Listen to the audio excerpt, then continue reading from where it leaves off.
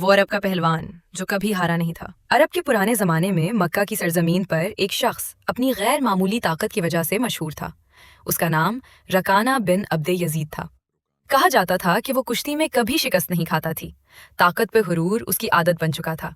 اسی دوران حضرت محمد صلی اللہ علیہ وسلم لوگوں تک اللہ کا پیغام پہنچا رہے تھے، انصاف، نیکی اور انسانیت کی تعلیم دے رہے تھے، لیکن رکانہ اور اس جیسے کچھ لوگ اس دعوت کا مذاق اڑاتے تھے۔ ایک دن رکانہ شکار کی نیت سے جنگل کی طرف نکلا۔ وہیں اس کی ملاقات نبی کریم صلی اللہ علیہ وسلم سے ہو گئی۔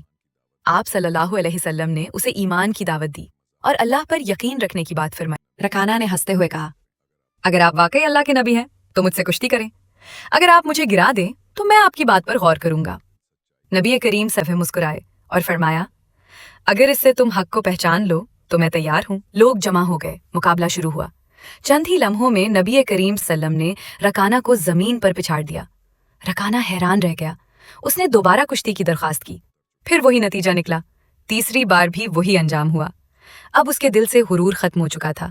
رکانہ سوچنے لگا، یہ طاقت کسی عام انسان کی نہیں، یہ تو اللہ کی مدد ہے۔ کچھ ہی وقت بعد اس نے حق کو پہچان لیا اور اسلام قبول کر لیا۔ یوں ایک مغرور پہلوان اللہ کے دین کا سچا سپاہی بن گیا۔